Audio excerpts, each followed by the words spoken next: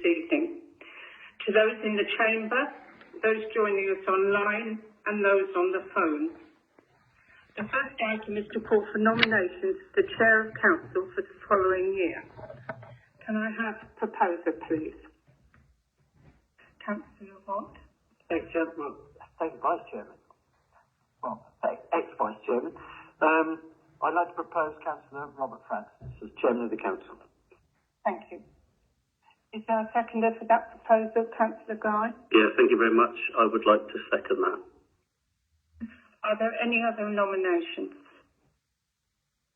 In that event, can I have to take a vote for the proposal that Councillor Francis will continue as your chairman for the following year?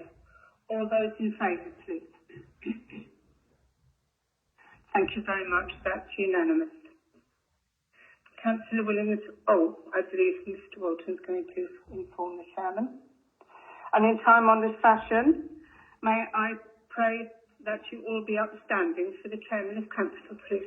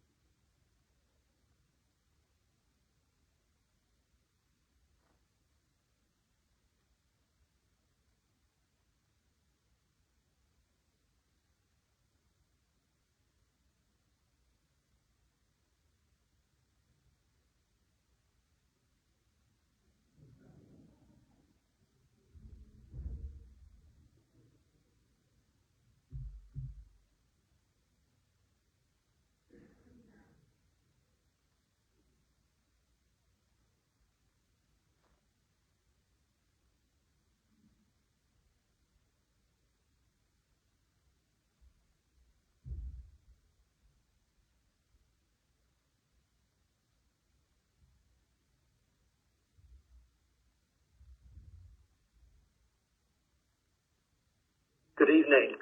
I would like to thank all members for their continued support. We've got a lot of important work to do in the forthcoming year, and I will do my utmost to make sure that I deliver that work for you as best that I can and chair this council as best as I can. Thank you very much.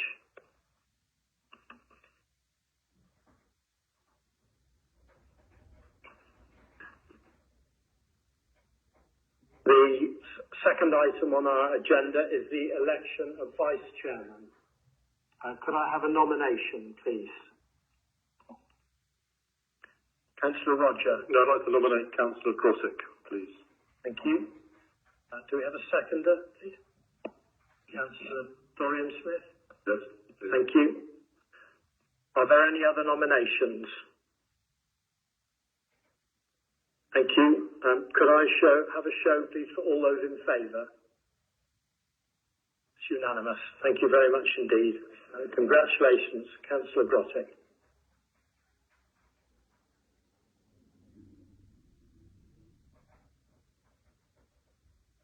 Apologies. Thank you, Chair. Thank you, colleagues. I shall continue to do my best for the council and the community.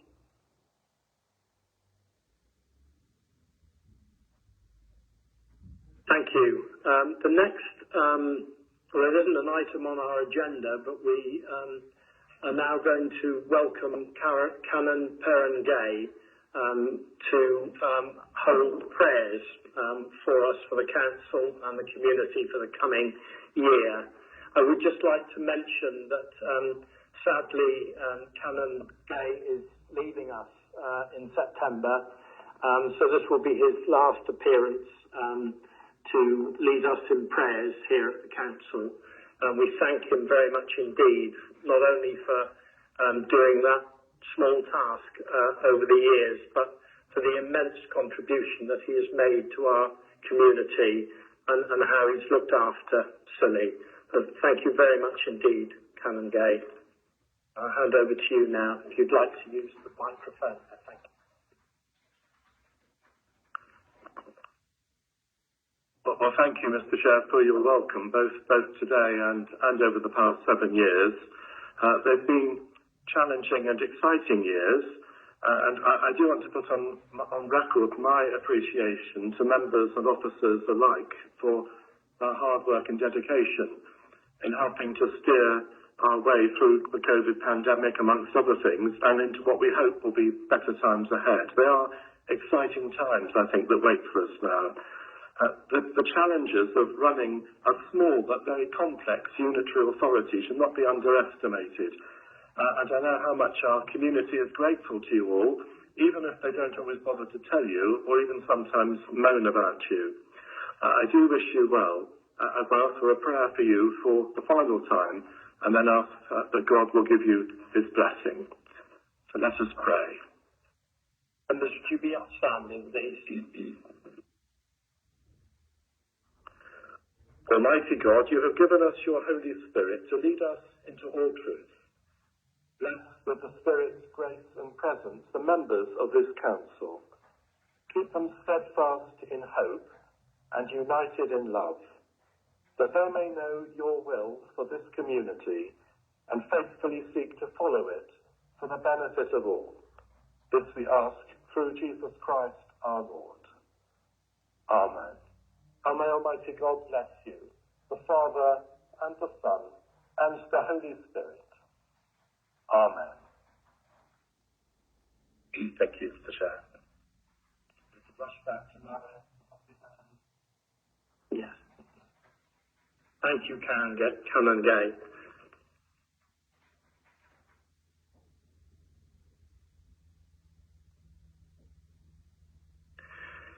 The third item on our agenda are declarations of interest. Do I have any, please? Councillor Roger. I declare an interest in item 16, as the applicant is my wife, and I will leave the room. Thank you. That's it. Thank you for the fourth item on our agenda are the minutes of our previous meeting. Has anybody any issues with those minutes, please? Then could I have a proposer and a seconder for their adoption? Councillor Dean, Councillor Sims. All those in favour? It's unanimous. Thank you very much indeed.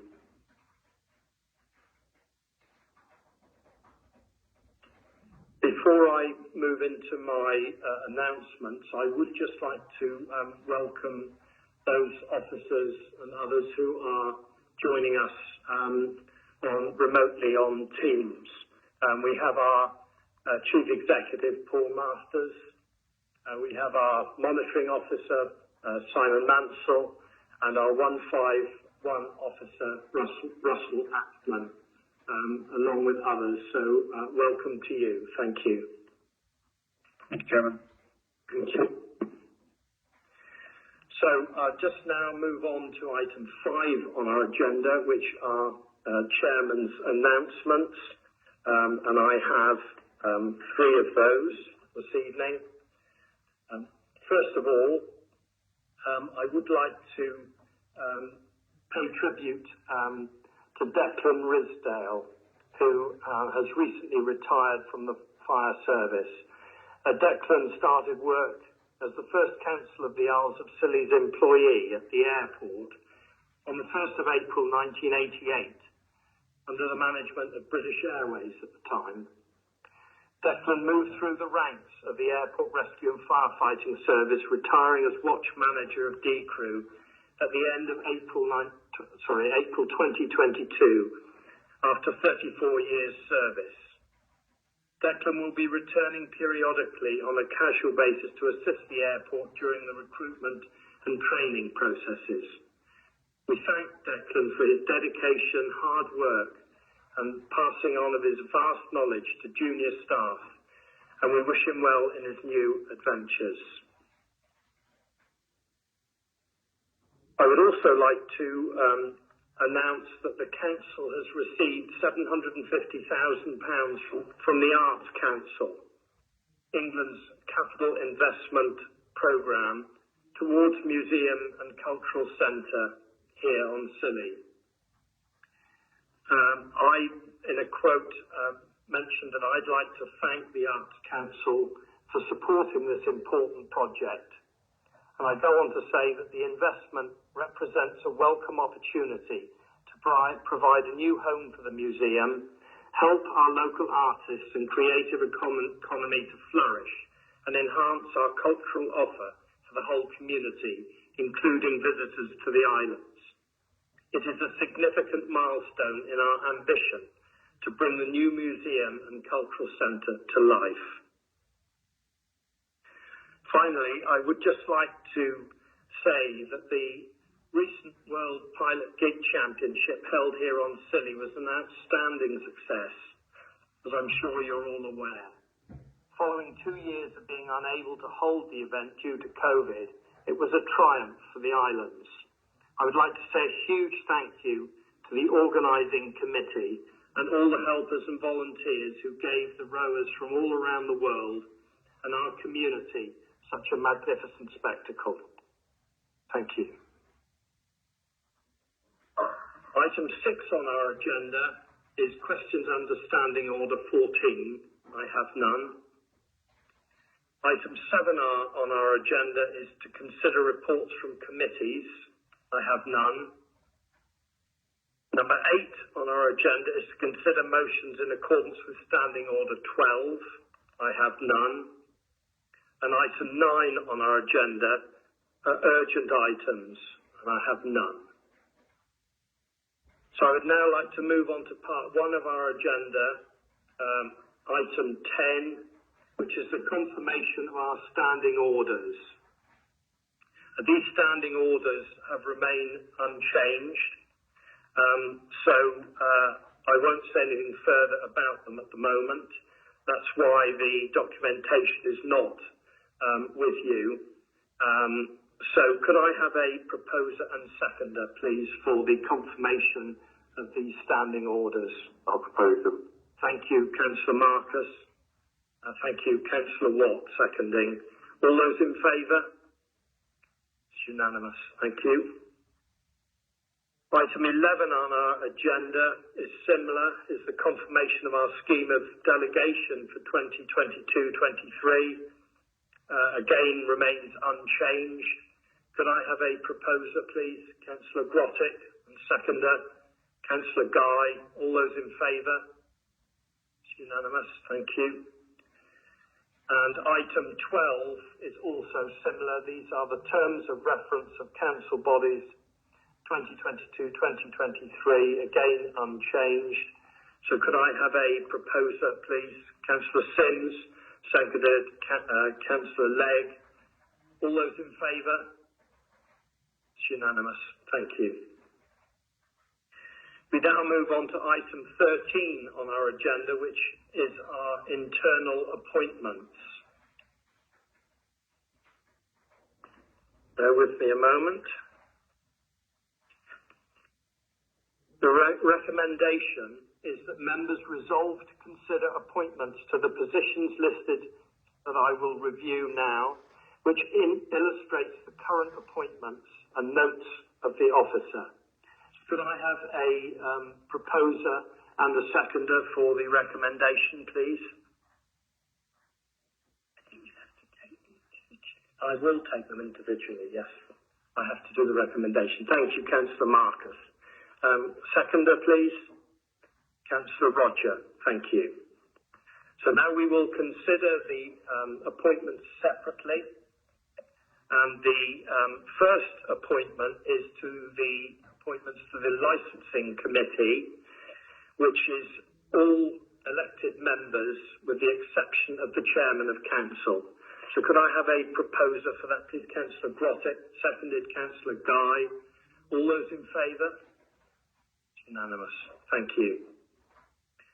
The next committee is our Scrutiny Committee. There are 8 members required as per the terms of reference. Could I have a proposer, please, for those members? Councillor Roger. Yes. Sorry, Councillor Dellums wants to come off to the Scrutiny Committee, so I'd like to propose Councillor Dean in its place, please. Thank you. So we have a proposer and seconder to replace Councillor Nellams with Councillor Dean. All those in favour, please? Thank you. That's unanimous. So could I have a proposer and a seconder to take the rest of the members en bloc, please? Sorry, could I have a proposer and seconder to take the rest of the members en bloc? Councillor Roger, Councillor Sims. All those in favour? It's unanimous. Thank you. The next committee is the IFCA, and the 3 members are required as per the terms of reference. Councillor Guy? I'd like to propose the 3. Thank you. Those councillors are Councillor Watt, Councillor Legg and Councillor Guy. Can I have a seconder for that, please, Councillor Legg? Are there any other nominations? No? So could we have a show of hands, please, for those 3? It's unanimous. Thank you very much. The next is the Democratic Processes Panel, which is all elected members, but we still need to be appointed. Could I have a proposer for that, please? Councillor Marcus, and a seconder, Councillor Grottig. All those in favour? It's unanimous. Thank you.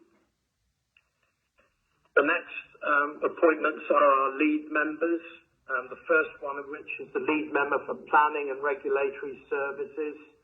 Could I have a nomination, please? Councillor Legg. Nominate Councillor Marcus. Thank you. And a seconder, Councillor Sims. Are there any other nominations? Could I have a show of hands for Councillor Marcus then, please? It's unanimous. Thank you.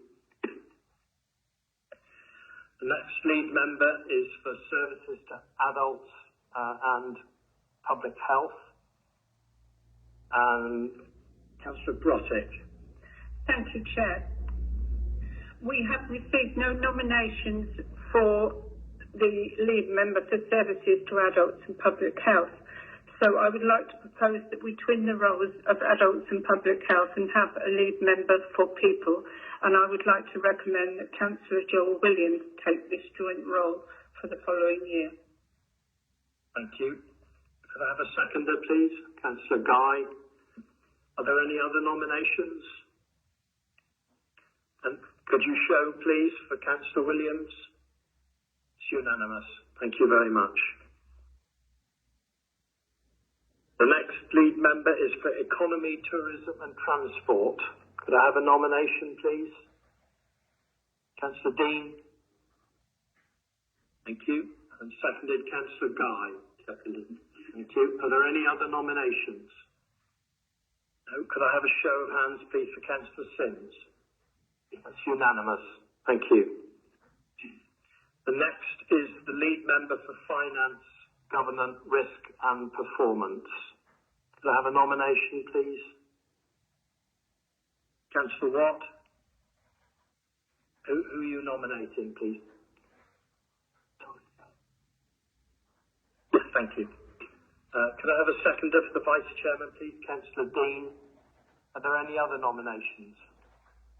Could you all show, please, for the lead member for Finance? Thank you, that's unanimous.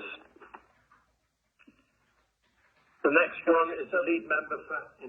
Just quickly, in the officer notes there, it does indicate that this should actually automatically go to the Vice Chair Council as opposed to us voting for it, but we didn't do it properly. I just would like to propose that in future, the lead member for Finance automatically goes to the Vice Chair Council. That's not a problem.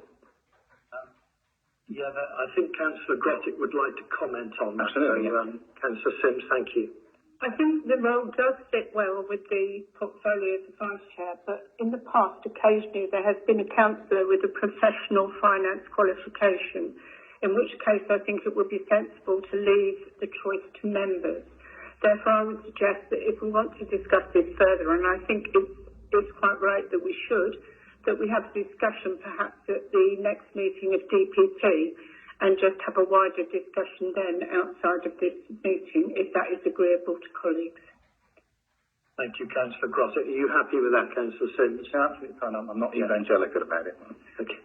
Thank you very much. The next lead member is the lead member for Environmental Services and Climate Change. Could I have a nomination, please? Councillor Watt. Could I propose Councillor Harry Legg? Thank you. And a seconder, please. Councillor Dugan. Any other nominations, please? No. And could I have a show of hands for Councillor Legg? That's unanimous. Thank you very much. The last lead member appointment is the lead member for Housing and Corporate Estate.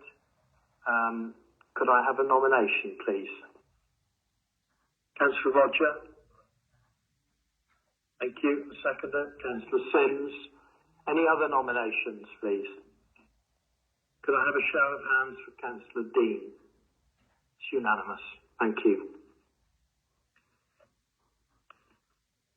The next item to appoint is the Climate Emergency Working Group. Councillor Legg. If I could propose myself, Councillor Watt, Councillor Mumford, Councillor Sims, Councillor Fraser and Councillor Bedford.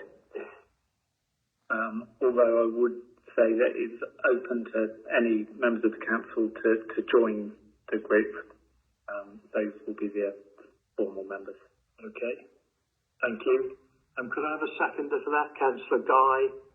Any other nominations? No. Show of hands for that group. Thank you. That's unanimous.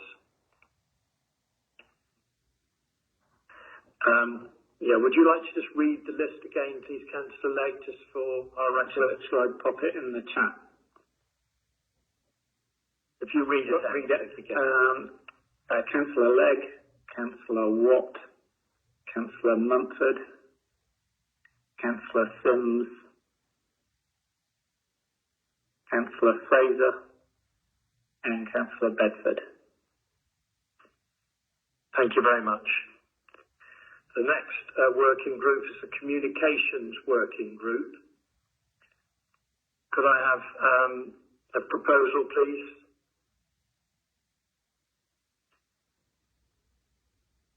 Yeah, Councillor Sims. I'm happy to propose myself, Councillor Legg and Councillor Watt, as it was previously. Yeah, and the other ones? Are you proposing them as well? Chairman of Council, Vice Chairman of Council. So I thought that was de facto, yes. Yeah. Thank you. Is there a seconder for that, please? Thank you. Councillor Legg. Are there any other nominations for the Comms Working Group? Okay, then could you show for that, please? That's unanimous. Thank you. The next committee is the Voting Subcommittee, which is normally all of the Licensing Committee. Could I have a proposer for that, please? Councillor Watt, and a seconder. Councillor Legg. All those in favour? It's unanimous. Thank you. The next is the Isles of Scilly One Vision Board, as per the terms of reference. That's the Director of Children's Services, Chairman of Council, Vice Chairman of Council, Lead Member for Services to Adults, and Lead Member for Children. So could I have a proposer, please? Councillor, come you. Come on. William, that's the one. Thank you. And a seconder. Councillor Marcus. Thank you.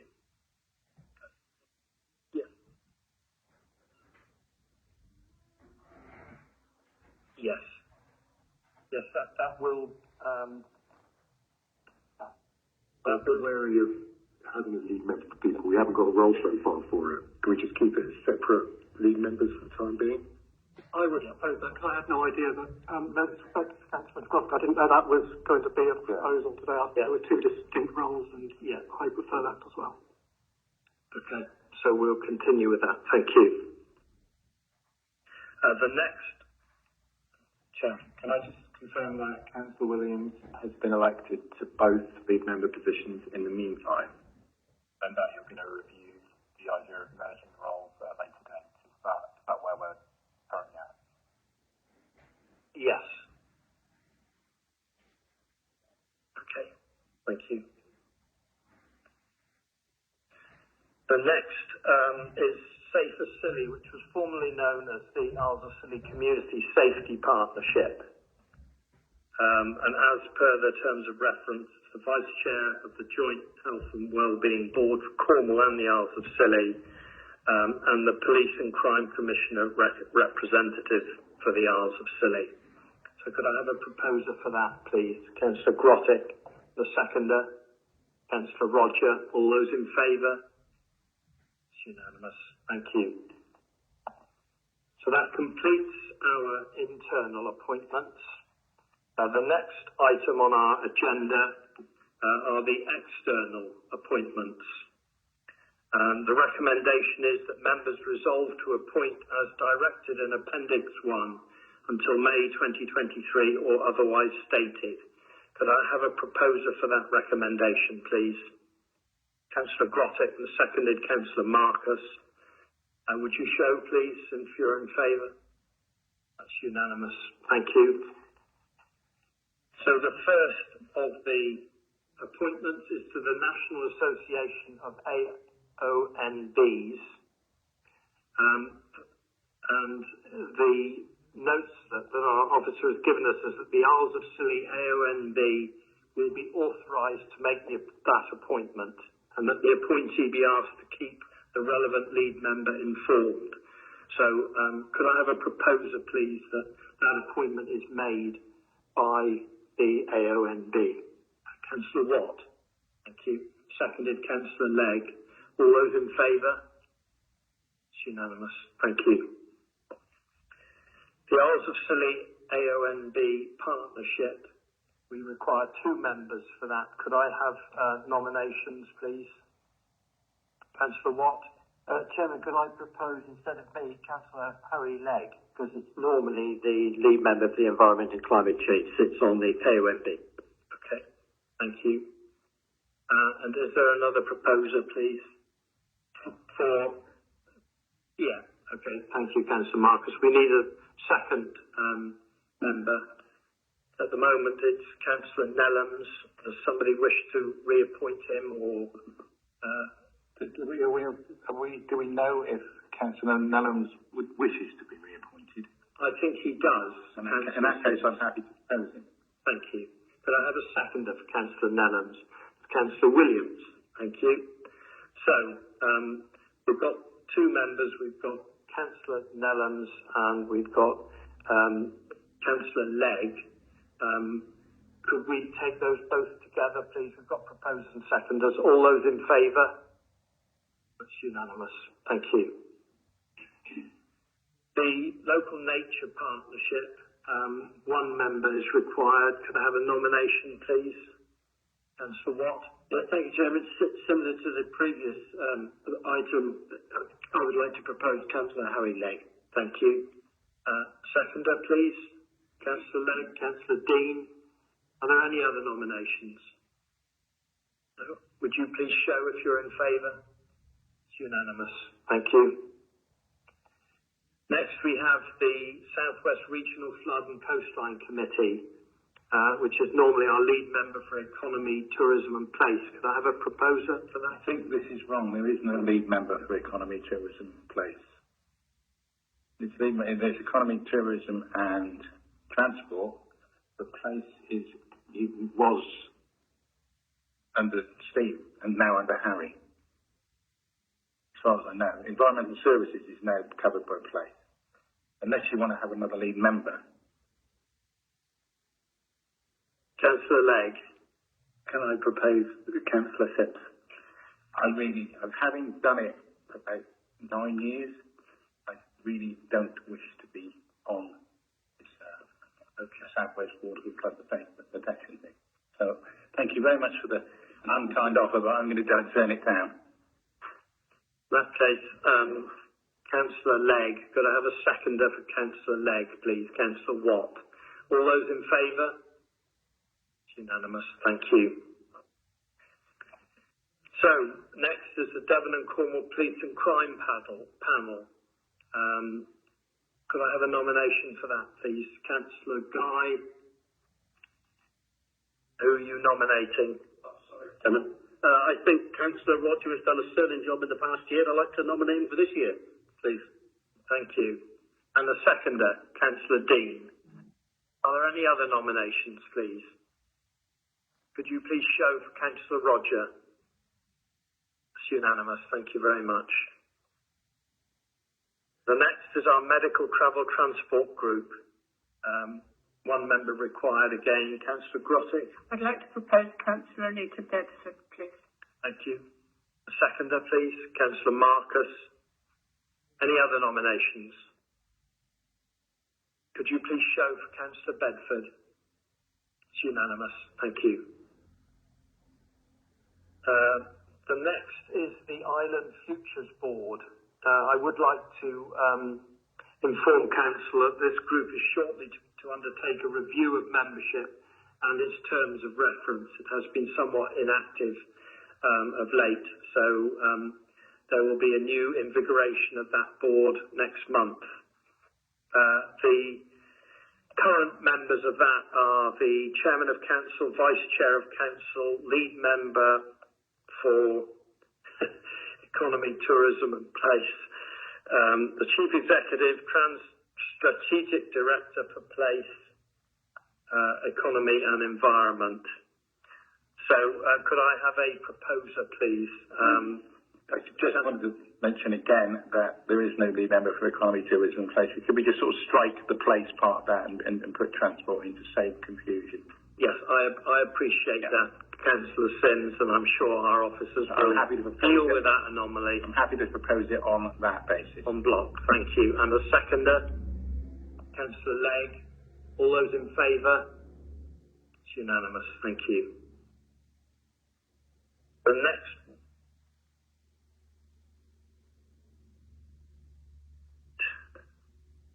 next one is the Cornwall and Isles of Scilly Leadership Board, which is normally the Chair of Council and Vice Chair of Council.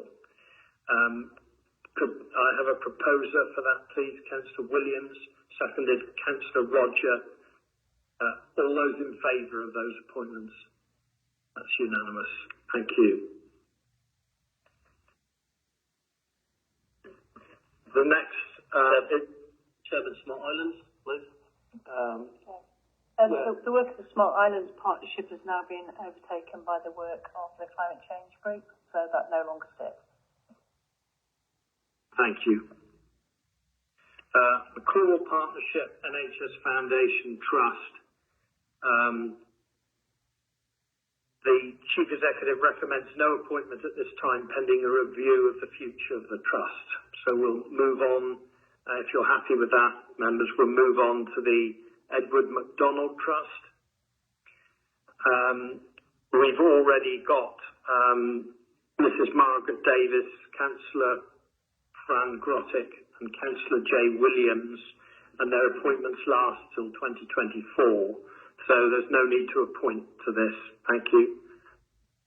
The next one is the Cornwall and the Isles of Scilly Health and Care Partnership Senate. And there needs to be one member appointment plus the Chief Executive. So could I have a nomination for that, please, Councillor Grottick? I nominate Councillor Williams. Thank you. Could I have a seconder for Councillor Williams? Councillor Legg, thank you. Are there any other nominations? Would you all show for the appointment of Councillor Williams, please? It's unanimous. Thank you. The next is the Isles of Scilly Health and Social Care Integration Programme Board. There are 3 members required. It's normally the Chair of Council, Vice Chair of Council and the lead member for children. Could I have a proposer, if that's suitable for you, please? Councillor Sims, and a seconder. Councillor Dean. All those in favour? It's It's unanimous. Thank you. The next is the Cornwall and Isles of Scilly Local Enterprise Partnership, which is normally our Vice Chair of Council. Could I have a proposer for that, please? Councillor Sims, seconded Councillor Watt. All those in favour of that? It's unanimous. Thank you. The next is the Isles of Scilly Transport Board, which is currently the Chair of Council and lead member for Place. It's not them. Here we go again. Yeah. Well, it's Councillor Sims. Thank you. So, is there a proposer, please? Thank you, Councillor Roger, and a seconder. Thank you. All those in favour of the Chair of Council and Councillor Sims? Thank you. That's unanimous. So, the last appointment is the second to last, is the Joint Health and Wellbeing Board, Cornwall and the Isles of Scilly. Two elected members are required for this, please. Councillor Grottick. Thank you, Chair. I'd like to propose Councillor Williams and Councillor Rogers for these positions, please. Thank you. Could I have a seconder for that, please? Councillor Sims.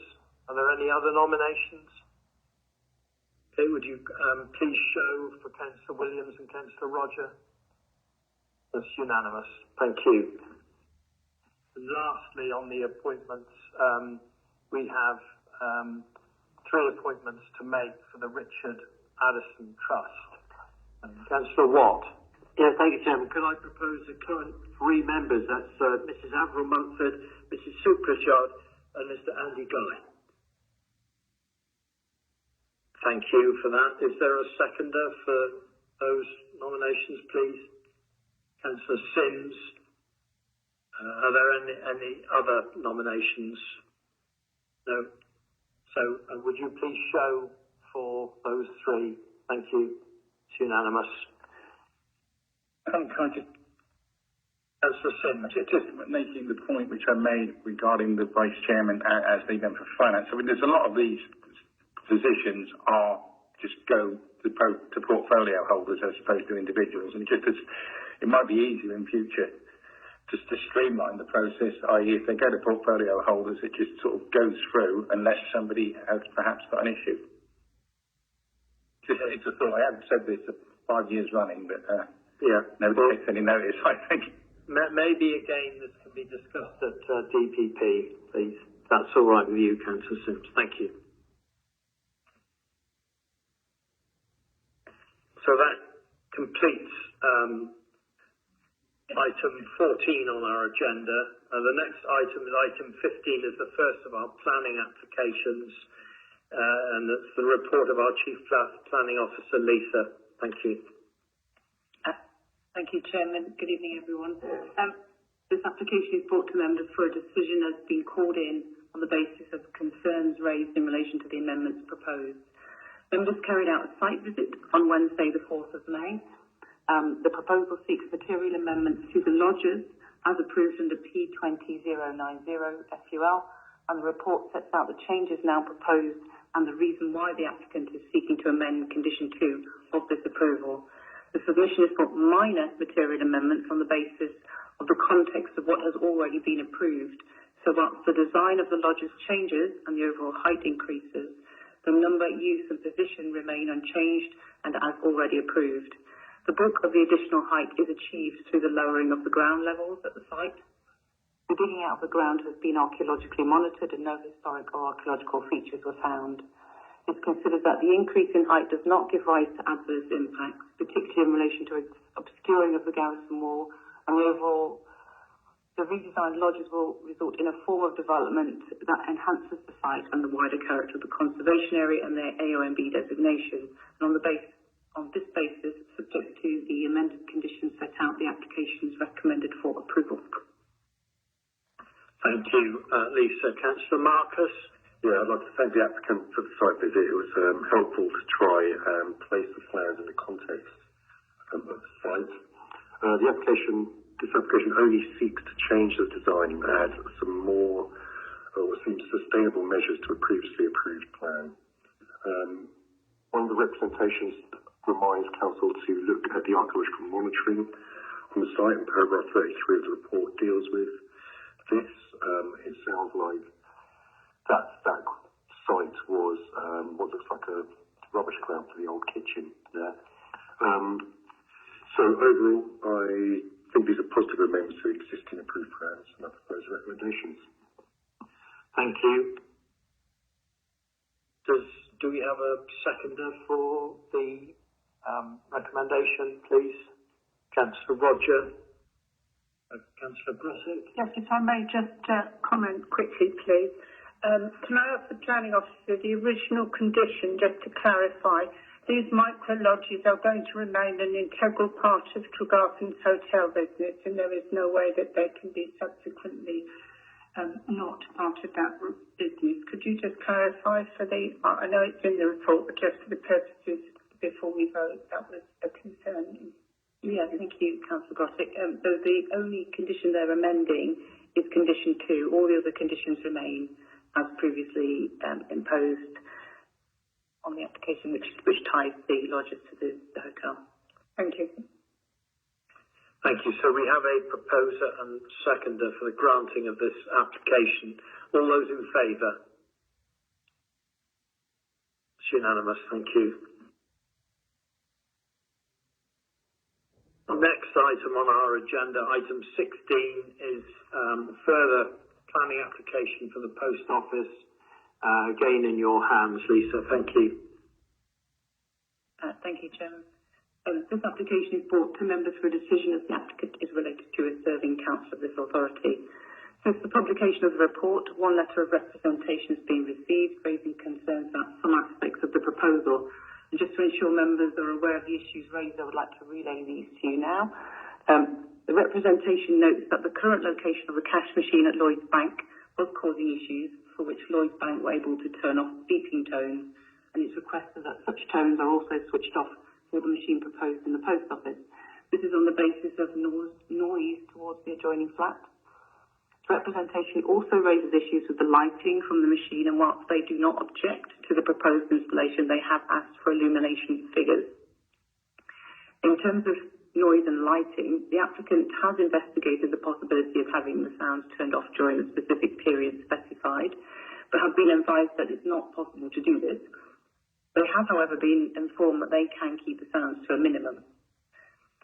And on this point, there's a balance between ensuring users are aware of the prompts when using the device and the immunity issues that it could cause to neighbouring properties. So there's a balance between that. In terms of lighting, the machine has built-in lighting to assist users, but there is a requirement to adequately illuminate the surrounding area for safety reasons. And again, there's a balance between minimising external impacts and ensuring safe usage of the machine when withdrawing cash. There have also been 2 representations submitted in support of the proposal. These both offer comments of support, with one advising on the importance for local businesses to maintain access to 24-hour cash.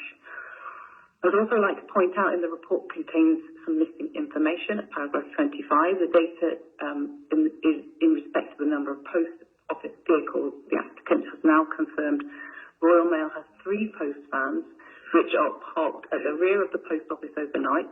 They park on Well Lane during sorting times, which is between 11 and 1, and vehicles do drive in and reverse out of Well Lane through the arch during the day.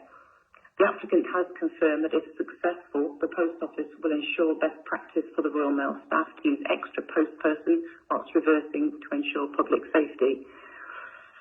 The proposal seeks planning permission and listed building consent to insert a cash machine within the side wall, which is under the archway of the proposed post office building, which is Grade 2 listed. The report concludes that some loss of significance will arise as a result of the opening up a small section of the side wall on the basis that this is the original fabric of the building. It is, however, also concluded that this harm is less than substantial in this case, and there are wider public benefits to the provision of a cash machine on the islands. Whilst some conflict will arise as a result of the use of the cash machine between pedestrians and vehicles accessing Well Lane, due to the low-level use of Well Lane and it not being a through road, the conflict is likely to be that of inconvenience and pedestrians or vehicles having to wait as opposed to hazardous impact highway safety. Hugh Street is a busy thoroughfare and can see periods of high volumes of vehicles and pedestrians, but it is not an area where vehicles are travelling at high speeds. Waiting, therefore, is unlikely to cause serious hazards to pedestrians or highway safety, and on this basis, subject to the conditions set out, the application is recommended for approval. Thank you very much, Lisa. Councillor Marcus. Thank you. Can I ask why we didn't ask for a traffic impact survey with our application? So it's done on the basis of proportionality and the insertion of a cash machine into the side wall of a building. It's not generating higher volumes of traffic movements, and we didn't feel it was proportionate to do that in this case. Thank you. I'll propose recommendations. Thank you. Councillor Watt? Yes, I would like to second that. I mean, Scilly is to a large degree a cash society. And secondly, the position of this, there's no way it can be RAM rated. Thank you. Are there any other comments, please? Or you've had a proposer and seconder. Could you please show if you're in favour of the three recommendations granting this application? That's unanimous. Thank you.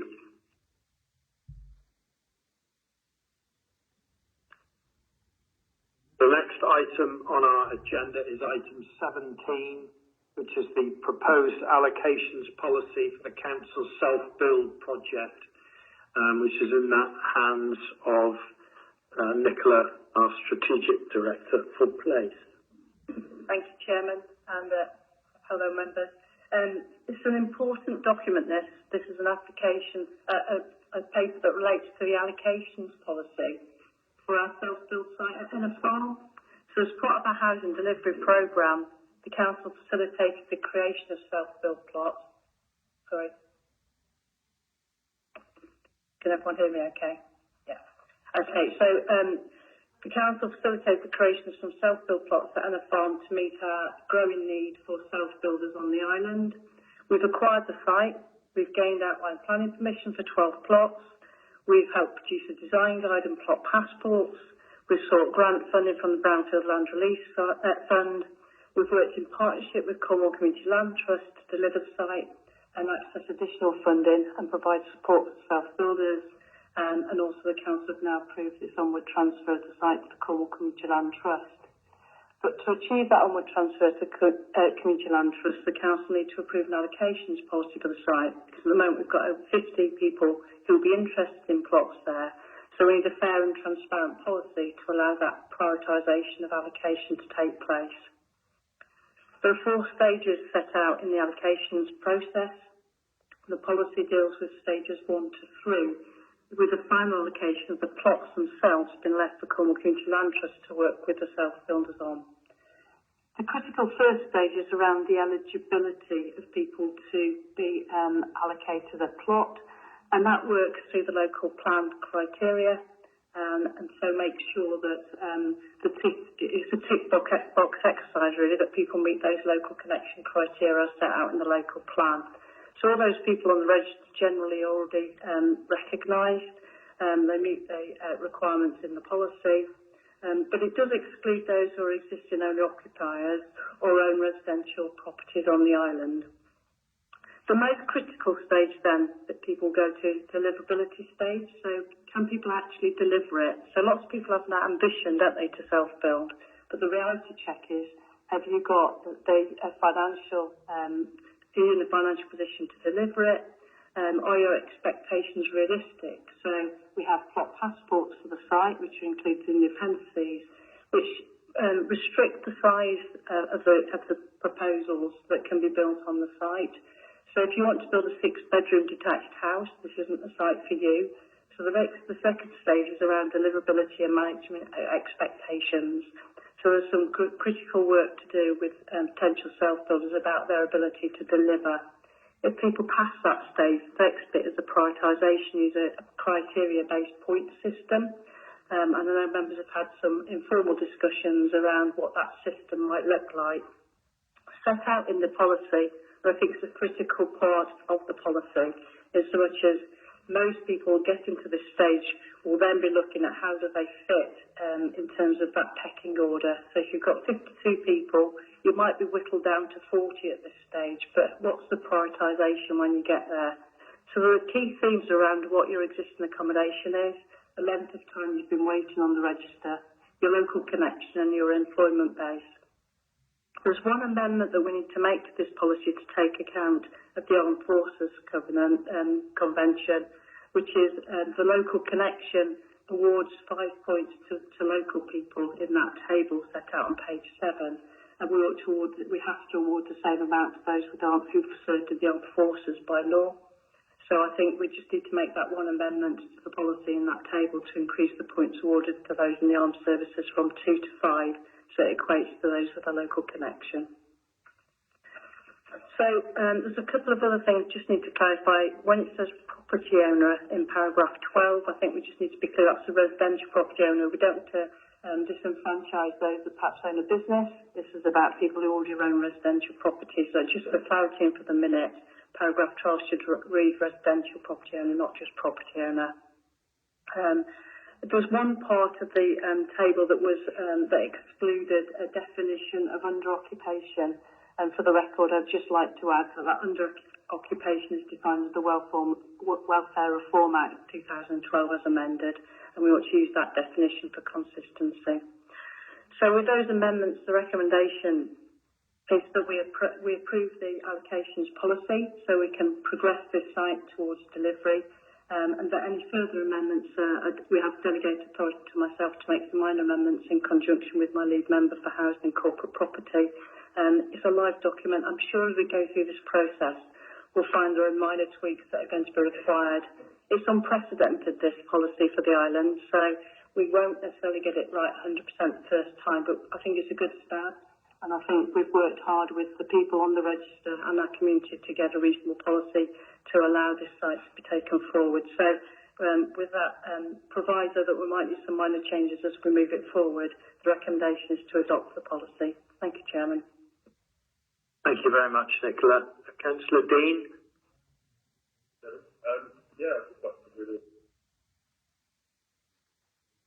This is a very important project. Even though it has the prices.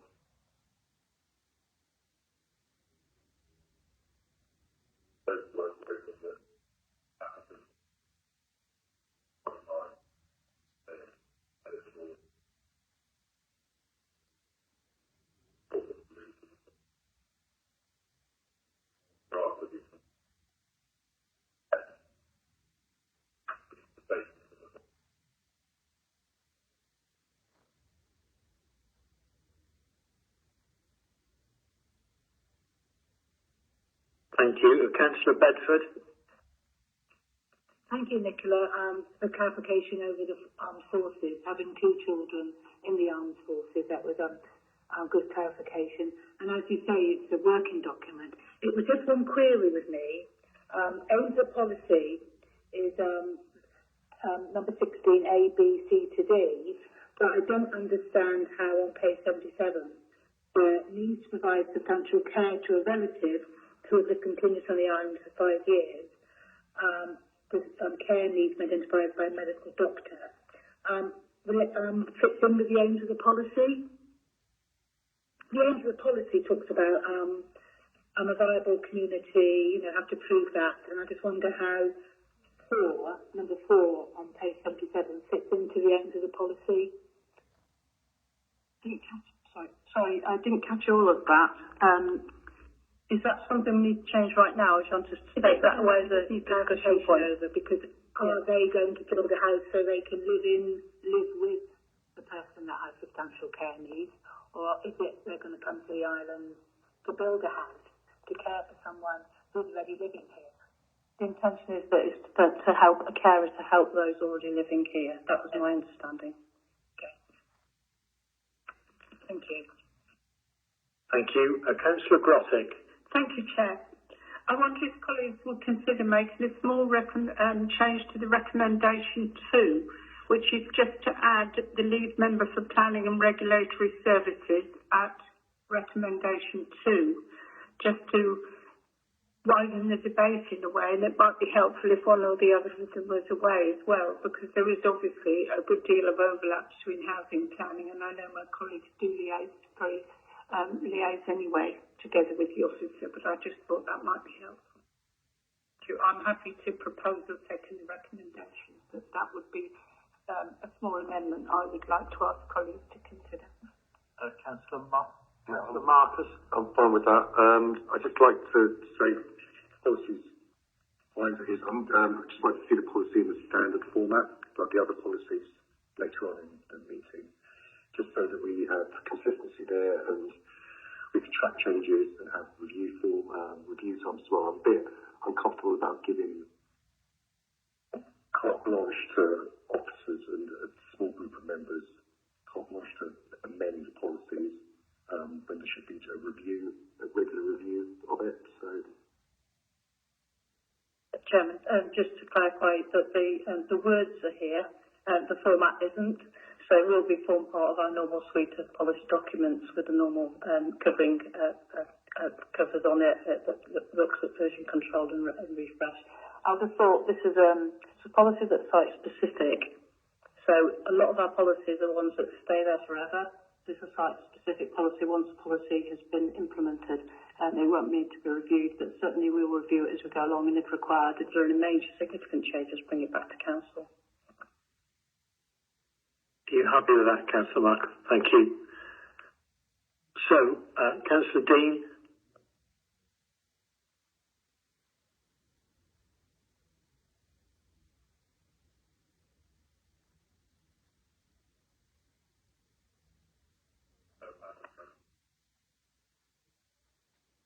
Okay, thank you. We'll need to take the amendment first, and that is that under the second recommendation that we add the lead member for planning and regulatory services. We have a proposer and seconder for that. Are all those in favour? That's unanimous. Thank you.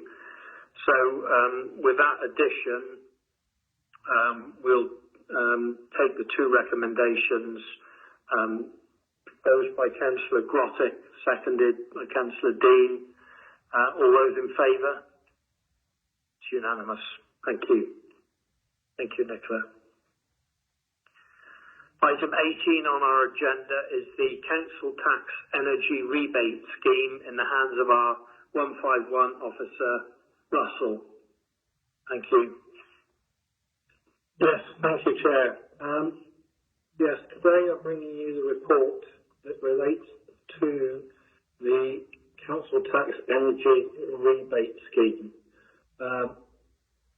In February, beginning of February, on the 3rd of February, the Secretary of State for Levelling Up Housing Communities announced that there would be a package of support known as the Energy Bills Rebate to help households with the rising energy bills, which we're obviously all aware of, and to help address the energy crisis.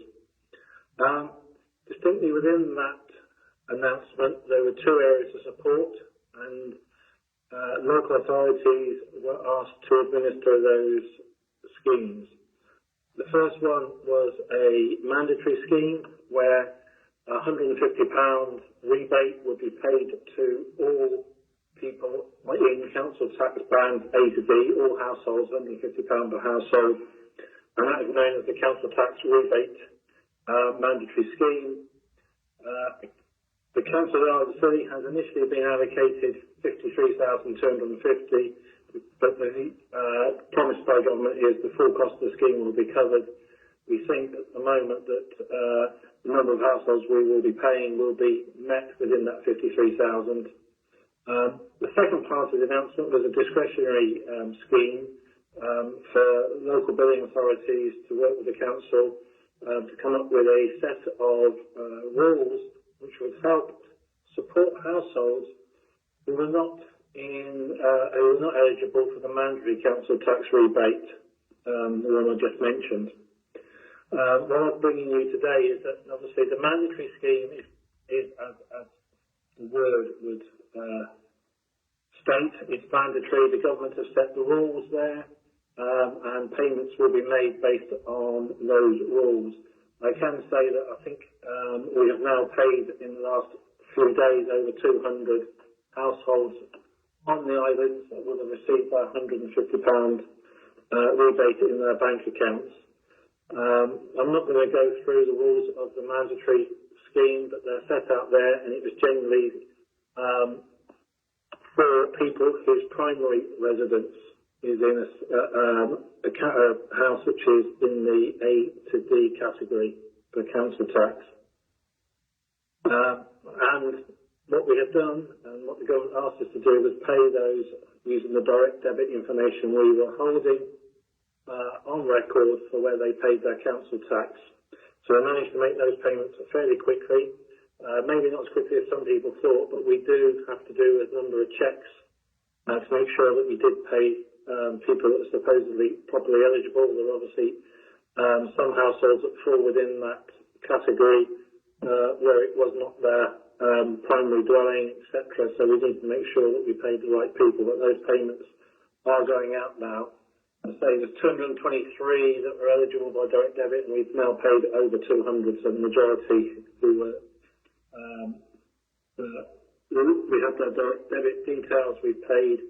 There is a process now to collect direct debit details of those people that were not already registered for paying their council tax by direct debit, so that we can make payment to them, and they have a backstop that any information within that 28 days we don't receive, and we cannot make £150 payment, we will credit that to their council tax account, so they won't get the cash, but it will offset and give them a credit on their council tax account if we don't get information and make that payment. The discretionary scheme, which is a decision for the council of the city within a framework that government have set. Proposal here is set out here in paragraph 3.2 that two criteria in the first instance, that anybody who falls within the council tax band E to H but are in receipt of council tax support will get a £150 payment, and the residents who are within that first band A to D get a £20 top up who are in receipt of council tax support. So the idea is we're trying to aim this support to the people who are most in need of it, people who are in receipt of benefits, etc. So we will be trying to make sure that people at that end of the economy get payment to help support them through this difficult time. We also realise that it won't necessarily mean that everybody gets who should be picked up by this gets picked up by these criteria. So there is a process that people can apply if they feel that they do meet some of the criteria, and that is set out in the report. Again, we will be trying to make payments wherever we can as quickly as possible through direct debit. As I say, I'm not going to go through the rules verbatim there, but you can see they're all set out. Also attached in the two appendices are actually the more detailed policy statements that are there for approval today to approve these two schemes, albeit the mandatory scheme. There is little option than to accept it. I think I'll leave it there, Chair, for questions. Thank you very much, Russell. Councillor Grottick. Thank you, Chair. No questions as such. Thank you, Russell, for your usual very clear report. I would just say I think it's very pleasing that the government seemed to have listened to some of the anomalies of previous grants that were paid for second homes. And I find it very pleasing that the money is going to permanent residential accommodation, which is obviously as it should be. Thank you. I'm happy to propose the recommendations in the fullness of time. Thank you. Councillor Sims. Yeah, thank you, Russell. I'm glad there are some sort of mitigations in it, because I think to an extent the islands have sort of fallen through this a little bit, because there are a lot of houses over here which are a higher band than they would be perhaps on the mainland, and we have apparently the worst fuel poverty in the country. So I'm glad there's some mitigations in place, and also I have to apologise for Councillor Tobin Dugan, who's had to leave his boat. Thank you. Thank you very much.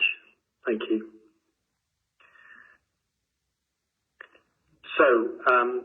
We have two recommendations here that have been proposed. Could I have a seconder for those recommendations? Councillor Mumford. All those in favour, please. It's unanimous. Thank you very much. Thank you, Russell, for your report.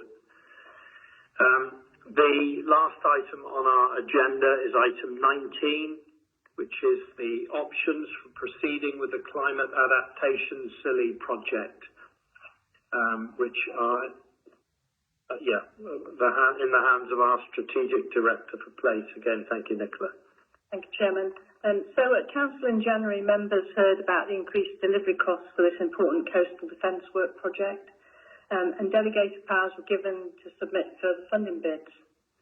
Additional funding has now been secured, but with one outstanding funding decision awaited from the grant and aid from the Environment Agency, which was an uplift of £3 million in that ask. A decision is due within the next couple of weeks, and it's progressing well through the process at the moment. This paper seeks to get a steer from members on our next steps, because timing is critical if we're to deliver within the funding timescales. Tenders have now been received and scored and are within the revised budget. The proposal is that we now need to award a reduced scope tender at this point in time and award the balance of work once funding is confirmed, and we're seeking to proceed on that basis. Stephen's here to answer any further questions you might have on the project. Thank you, Nicola. Councillor Marcus. Two things. So the first thing is materials. As I look down the list, the material cost is the same for the large project as it is for the reduced scope. Can you explain what that is, please? Yeah, thank you, Councillor Marcus. The materials line item is the value of the materials that could be recovered from various sites around the islands by the contractors. But that volume of material represents only 10% of the materials that are needed, and the rest of the material prices are wrapped into the site costs. So, because we would use that 10% for all of the works, or we'd use that 10% for a reduced proportion of the works, the line item remains the same for both. And it is effectively the cost to obtain the materials from Cornwall instead of obtaining them from Scilly. So it's a cost recognising the risk that we couldn't recover materials from Scilly. I think I get that. The only other point I was going to make is that one option is missing from the paper, the option of not doing it. And what would be the cost of not doing it? So effectively that's the benefit from the scheme. And the benefit from the scheme is assessed using the Environment Agency's funding calculator at just over £59 million. And so the cost to the Isles of Scilly would be just over £59 million over a period of about 25 years or so. And that's made up of the damages to houses during floods. There's about 197 properties which would be affected by flooding. It's about 400 or so non-residential properties, so those are things like businesses. It's a substantial benefit to industries such as tourism, which result from protecting assets that tourists rely on, and a range of other benefits. So we've done a fairly conservative and very detailed analysis of the benefits to the islands that effectively we would not get if the works weren't done. Thank you. I'd just like to say it would be great if that could be explicit in the paper next time. So next time we have options analysis, the do nothing option should be in there as well. Thanks. Thank you. Councillor Legg. Thank you. I'd like to thank the officers for always sort of quite a complex report due to all the different options available. In the recommendations, there are two options. There are two B options. One, in the event that the funding is known or not, and they're significantly different. One is suggesting going with option A, so it's a bit confusing that it's called 2B. I just wondered if that could be cleared up. Yeah, I think the numbering would have been simpler if it said 1, 2, 3, 4, 5, 6, 7. I think if you think about what I've said about the proposal, what we need to do now is we need to award, if we can, award the reduced scope and go to tender now on that reduced scope. So in effect, on page 30 of the agenda pack, you're at what's listed under option B, slightly complicated this, is that we'd be at 2B, 3B and 4 to start with. And hopefully in 2 weeks' time, we then switch to page 29, which is 2B. So, which is under option A. So basically we start off with a reduced tender package with the money we've got in the bank. We can't award anything more than that until we've got the money in the bank and the grant's awarded. As soon as we get the grant awarded, we can then extend the contract and include all the works within the tender to include the whole of the project within the funding available. But we must await the grant of that fund before we can award the rest of the tender. So in effect, you're going to do a two-phase tender award. You can do a reduced tender scope to start with the money we've got right now, and then when we've got all the money in the bank, we increase the scope of that tender award to include all the works. I hope that's clearer. Thank you. That's unmuddied the waters. Thank you. Councillor Dean? Yeah, thanks, Chairman. I was just going to ask a question about the local levy fund, which is listed as a fund of last resort, and bearing in mind the fact that the cost of the project has escalated hugely since we first approved it. That £500,000 work sounds lovely. Can we get some assurance that will be enough, or what happens if it's not enough? I mean, right at the start of the project, we were very clear that we could not overspend, we could not, fill the gap. Sorry, Stephen, can I just come in just to say that the tenders are in, so we know what the prices are now, whereas before we didn't.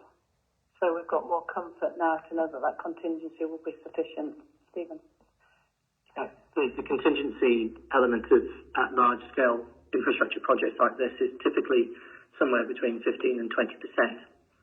And we're consistent in that here with the contingency for the construction of the coastal protection works as being about 20%.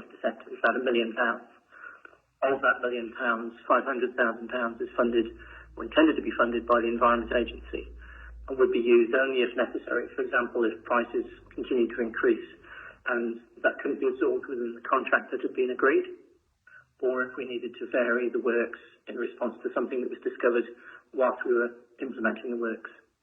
The local levy contingency is another £500,000 beyond that, and it's intended to be last resort because it's a substantially greater sum than typically would be granted by the South West Regional Flood and Coastal Committee to projects who are looking for local levy.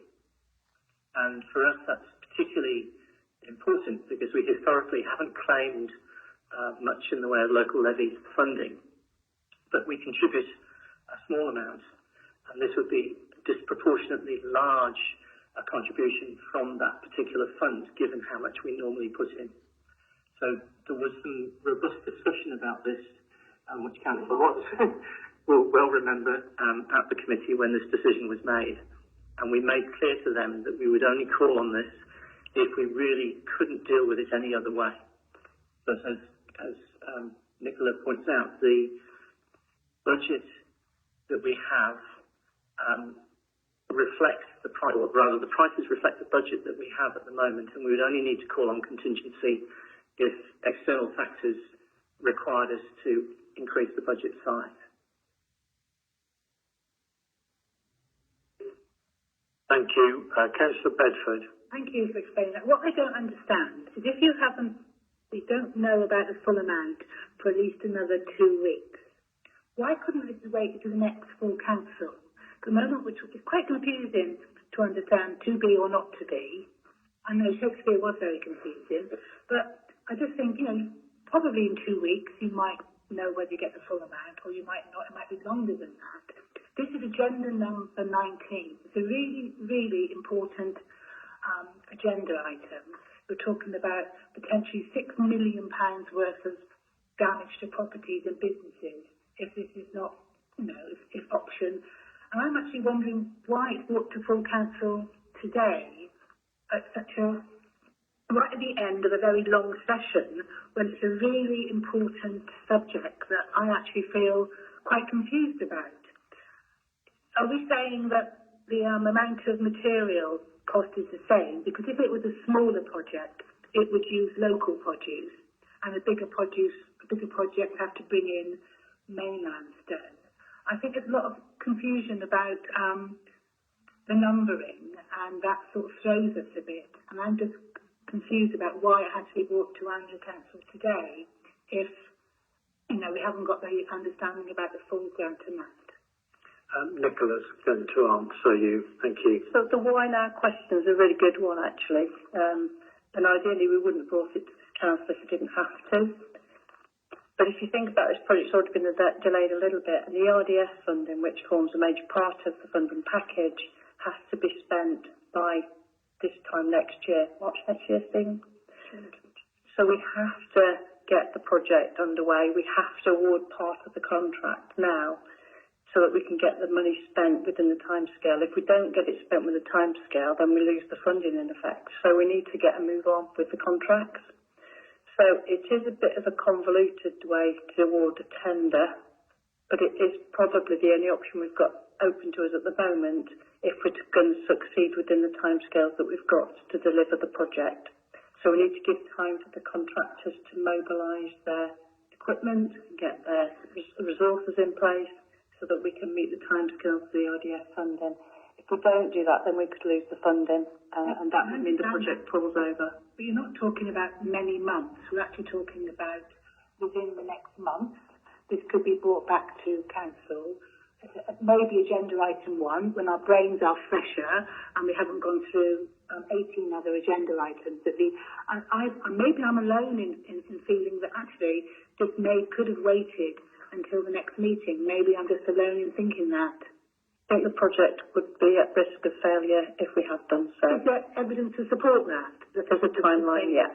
There's a project timeline that would be behind, and we'd be also behind the tender award timescales with our contractors. So, yes, it would add additional complication and a high risk to the project. But there's evidence to support that. From where? Where would the evidence be to support that? So when we set the project out, we developed a project timeframe which shows how long we anticipated taking to do each of the elements of the work, and that's been matched by and duplicated by the submissions by the tenderers, so they show a very similar timeframe. What they make clear, and what I know from the difficulties of materials arriving on the islands and getting machinery to the islands, is that for every month that we don't have, we risk not being able to complete the works. We just don't have enough time to do those works. So we're already very compressed, but the tenderers have told me that they can deliver if we can, say, go ahead tomorrow, and then we contract them to do the work by the end of May. If we wait another 6 weeks, they won't be able to deliver the works. That's an awful lot of pressure to put on people to make a decision, isn't it? Unless you make the decision tonight, we will not, honour the tender. And so really that's what you're saying, isn't it? It's just the impossibility of the delivery of the project. There's been a number of delays. We've had to go to tender a number of times, and we've had to seek additional funding. It's not ideal, I accept that, and it is, late in the day. But if it's an important project, another risk is if we delayed it from this meeting, we wouldn't have a project. I understand it's an important project, which is why I'm questioning why it made the very agenda 19, the very last item, when councillors are getting a bit tired. It's to make that decision. But I take on board what you're saying. I accept what you're saying about the decision has to be made today. Thank you. Councillor Grothick. Thank you, Chair. I think we all recognise the importance of flood defence, but I think we also understand that for members, this has been a project with quite a few challenges, and we are understandably nervous.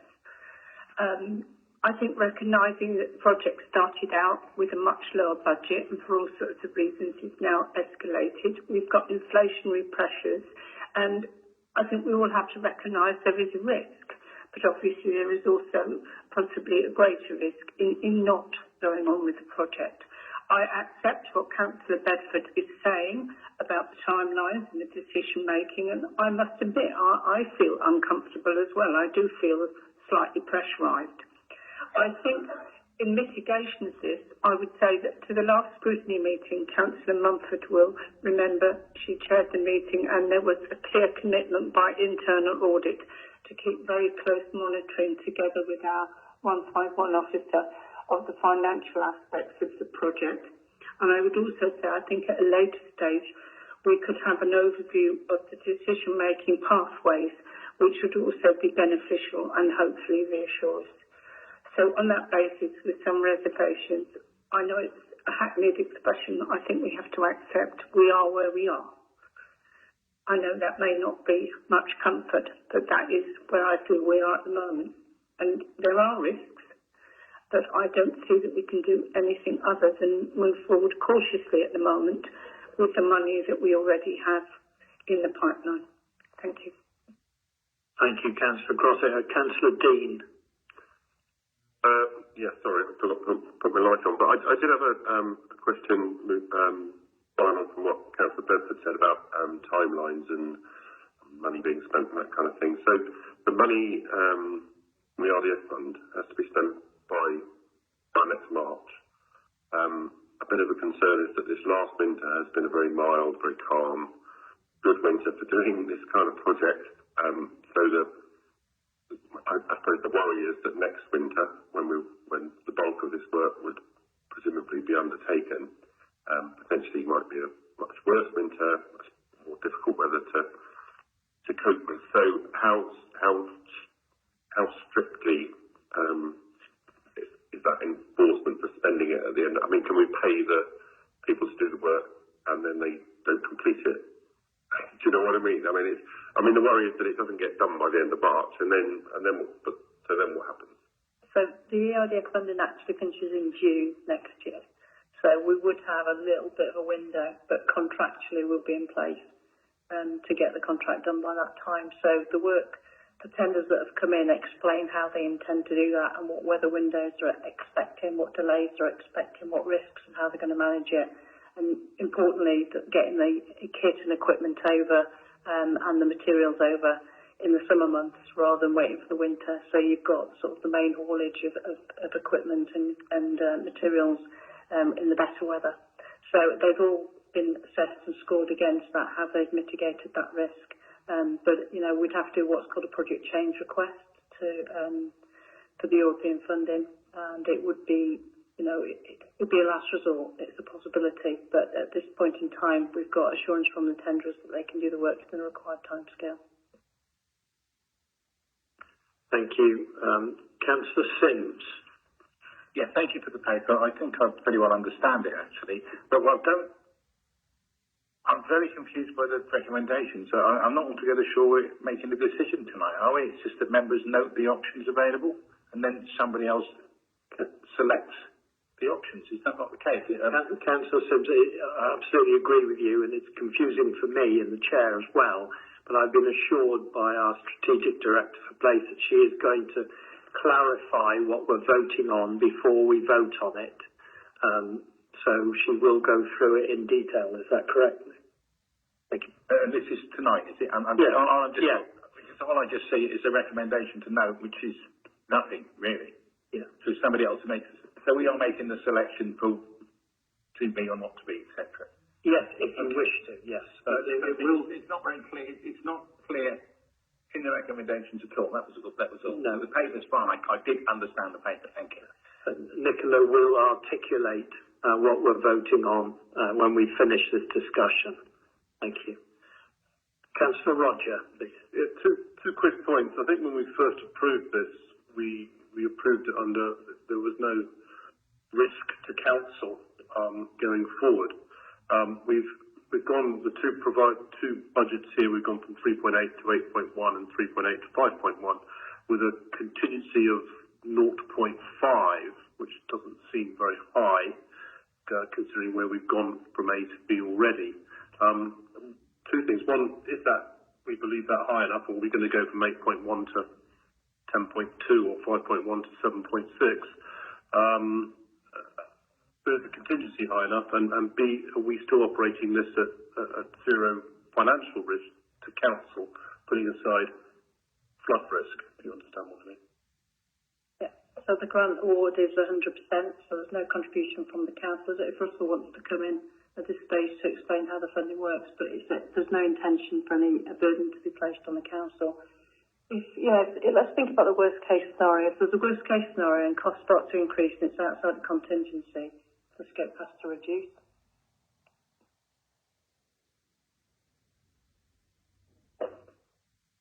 Councillor Bedford. Can I just take up what Councillor Simpson and yourself said, Chairman?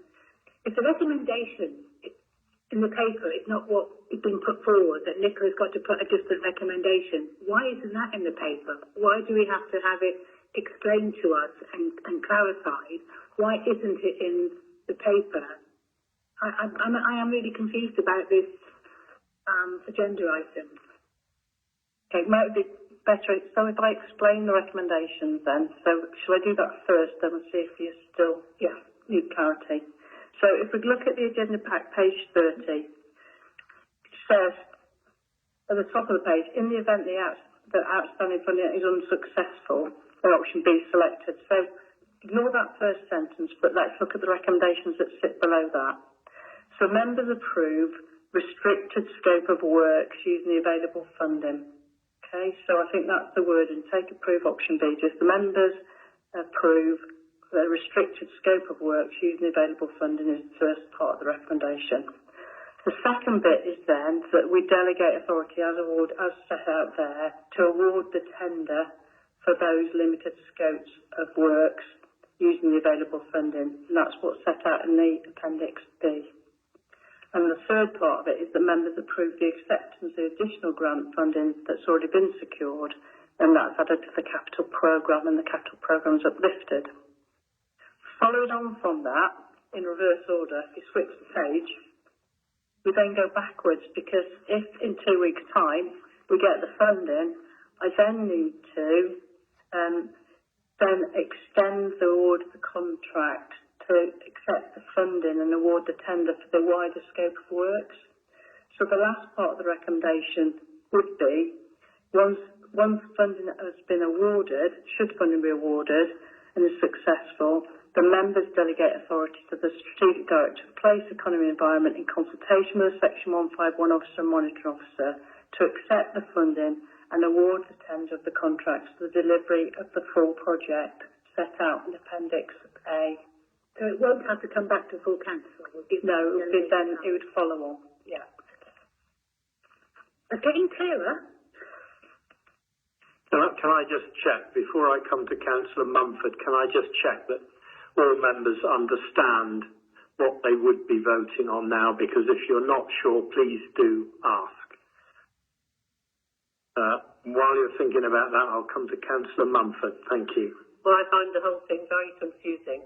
I would like some reassurance from our 151 officer that this is at no risk to the council. Please. Thank you. Russell, would you like to come in, please? Thank you, Chair. In terms of the risk to the council, initially the project will be let at the reduced level. We have the funding in place from third parties already approved to fund that. But what I will say is obviously it's 100% funded. If costs start to look as if they're overrunning, then obviously the project team and Nicola will be working to bring the cost down within the scope of the funding that we've got. But I can't say there is no risk at all. There is always a risk when you're entering into a capital project that there will be overruns, and that the council will have to pick some of that overrun up. It's not impossible that you cannot keep the project 100% risk free. There is a risk, as it's set out in the budget report when we bring that in February, that there is always a risk to capital overruns in the capital programme. It is one of the reasons that we have the general fund balance that we do. We do a risk assessment about that level that is needed, and the split and capital programme, including this project, are some of the elements that feed into it. So I'm sure that the project team will take every effort to bring this within the budget, within the funding. But I don't think members can assume that there will be absolutely zero risk that the council will have to pick up something if there is a cost overrun. It's inevitable when you're having large projects of this type that there is some risk that you cannot completely mitigate. Thank you. We do have 3 large projects going at the same time. We've got transport, we've got the museum, and we've got this. And I see the reason why this has got to be done.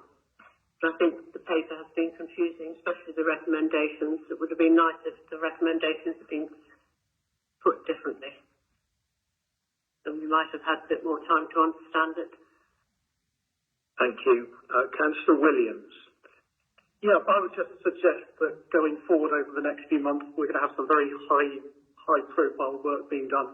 I would suggest that we have every 2 months, every 8 weeks or so, members' briefings dedicated specifically to this project to allow us to keep on top of the financial side of things, the risk side of things, the mobilisation side of things, to hopefully help avoid these sort of conversations taking place in the chamber. If we can get on top of it a bit more, it might help everybody's understanding and also help it be felt to the general public as well. Thank you very much for that. Councillor Dean. I think Councillor Williams has hit the nail on the head, really. I think, well, I certainly remember very clearly, right at the very beginning of this project, that we categorically said that we would not, as a council, make up the shortfall if there was one, that the project would have to be reduced to match the funding. We absolutely would not spend any more money. So I'm a bit concerned that Russell has just said that we might have to, because we very clearly said we wouldn't. So I think what Councillor Williams is saying, that we need regular updates on where we are financially and where we are with the project. I think that's absolutely critical for this project, because it's an expensive, big project, and if we go over by 10%, that's a hell of a lot of a chunk of our revenue budget. Yeah, I absolutely agree with you, Councillor Dean, and I'll comment in a moment, but I just want to bring in our Chief Executive at this stage, please, Paul. Thank you, Chairman. Thank you, Councillors, for your patience on this. It is a complicated project, but to reinforce what I've just heard, the Chairman and the Vice Chairman, pretty much at every meeting that I have with them about this project, make very clear that there is no intention for the Council to make up any shortfall in the project, and that we would need to rescope the project down if we ever get into that position. That's been a very clear instruction. I think what Russell quite rightly is saying, though, members, is that would still need to be a choice for you to make. And, you know, if who knows what might happen, but who knows if the cost did escalate, and we've done everything we can to make sure that the estimates are realistic and the contingency is not £500,000, it's £1 million, as was explained earlier, made up of 2 lots of £500,000. So we've done everything we can to de-risk it, but you can never take all risks out of a project. It's totally impossible. We would have to rescope down, but that would need to come back to council for you to make a decision. And at that point, if you changed your mind and you said, well, actually, for the sake of another £200,000, we'd like you to do all of it, please, then that would still be a decision. So all Russell is pointing out is that, A, the risk has been minimised as much as we can. We've built our financial position as robustly as we can to try and have a robust position on our risk appetite. We are, as Councillor Mumford said, taking on major projects, and we're very alive to that. And I think we've done everything we can on this project to minimise the risk as much as possible, but you can never get rid of all of it. But I'm very clear, as your Chief Executive, the instruction I've been given by you members is that if the costs do, under unforeseen circumstances, begin to escalate, then we would need to reduce the scope of the project. Thank you very much, Paul. Councillor Sims? Yeah, this is another one of these projects where external imperatives don't fit in with our calendar. And unfortunately, we're at the mercy of the external imperatives. We have to do it. And, I just think we should strike recommendation 1. I don't think it means anything. But you've got 2A and 2B. It's just basically Boolean algebra, if you know what I mean. It's just logic. It's 0 or 1.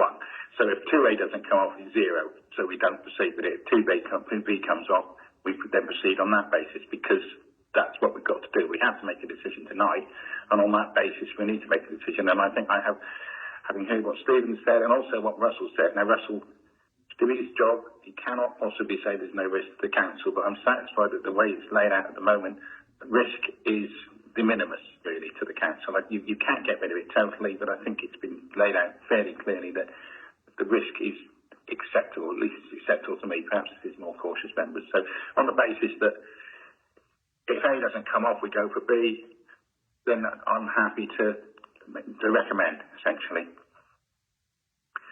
Thank you, Obviously, Councillor. an algebra is later on if you want. Thank you, Councillor Sims. Councillor Legg.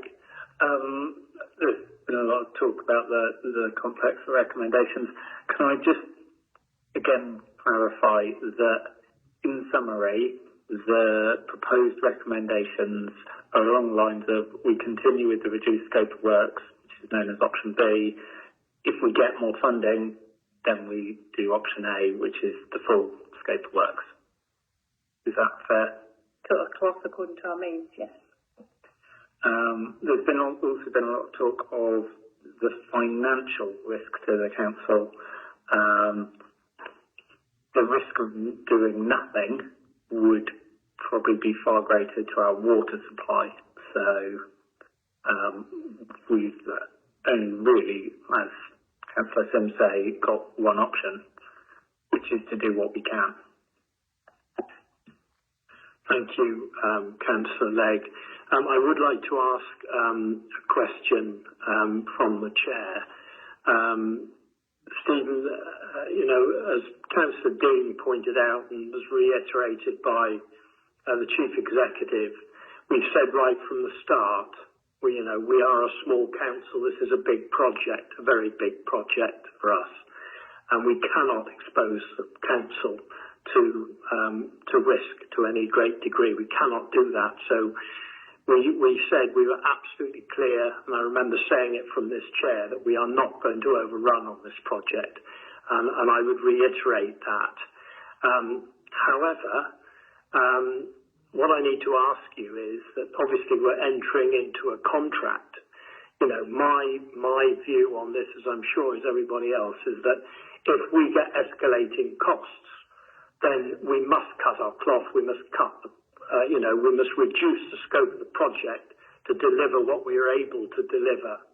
However, if we signed a contract, how do we stand in terms of our risk for changing the contract? If we can change it and cut our cloth, then I think we will mitigate a lot of the risk. If we cannot, and we can be sued for breaking that contract, then we have, a substantial risk in my view. So the approach to contract management that we use is to provide a mechanism for compensation events to be agreed with the contractor. Effectively, a compensation event is an agreement between us as the principal who owns the contractors for the work being done and the contractor who's performing it. If they ask for us to increase the value of the works because the works are costing them more to do, they can't do that unilaterally. They have to agree it with us. And at that point, we can choose to say, no, you can't. You must do the work as you've agreed. We can also agree to vary things that we want varied. So we could go to them and say, well, actually, we can see that would be some advantage to changing things slightly, and we'd like to do that. We might choose to use some of our contingency to achieve that if we need to. But I'm absolutely clear, and it's been very clear in the tender process, that we are bound by the total budget and we cannot exceed that. And I've made that clear both in the tender process, and it will be very clear in the contract, that there is no acceptable way in which we can exceed the value of the contract plus any negotiated compensation events, and those must stay within the budget that we have available. So I'm very aware of councillors' expectations in this area, and we've been pursuing the arrangements, the legal arrangements, to make sure that it's achievable. Okay, thank you. Councillor Sims. No, obviously members have concerns that the costs have gone up. I think this is but this isn't just our problem. It's an holistic problem. It's the Environment Agency are going to be getting this in the net everywhere in the country. They're doing things because costs have just gone through the roof. So unless they throw in the towel over everything, they're going to have to take this into account, I think, with cost overruns, because it's, it's certainly a UK-wide problem, and I imagine it's pretty much the same ERDF funding throughout Europe, this situation. So it's not peculiar to us. So one hopes that the powers that be will be taking this into account. If they're not doing the jobs properly. Thank you. I appreciate what you're saying, Councillor Sims, but obviously it's our job to look after this council and our community, and we can't rely on outside agencies, unfortunately. I can't see any other hands up. Would you just please run through the recommendations once more, Nicola, as to what we may be voting on, and then I will need I think I've got a proposer in Councillor Sims. I will need a seconder. If you could run through, Nicola. Thank you. Okay, so to start with, we're going to award the contract. So let's think about where we are. The members, you're going to approve a restricted scope of works with the available funding. So that's the Appendix B works. You're going to delegate authority to the Strategic Director of Place, Economy and Environment in consultation with the Section 151 Officer and Monitoring Officer for the award of the tender contracts for the delivery of the project with that limited scope of work within the available funding. So that's Appendix B works, with the funding being added to the capital programme. So members approve the acceptance of the additional grants that we've secured so far. So that's 1.27 million, and the capital programme will be uplifted accordingly. Subsequently, on decision of additional funding, if we are successful, then we delegate authority to myself in consultation with the Section 151 Officer, Monitor Officer, to accept that funding and award a revised tender for the scope of works included in Appendix A. Thank you, members. Are there any further questions? Councillor Sims. I can't say particularly happily propose this because I think it is a slightly problematic project. But when I propose it, I'm really bearing in mind the implications of not doing it, which are potentially absolutely dreadful. Yeah, I appreciate your sentiments. Thank you. We have a proposer. Do we have a seconder, please? Councillor Legg. Thank you. All those in favour of these recommendations? That's unanimous. Thank you. Thank you very much indeed. It's a difficult report, but thank you, Stephen, and thank you, Nicola, and we will watch it very closely.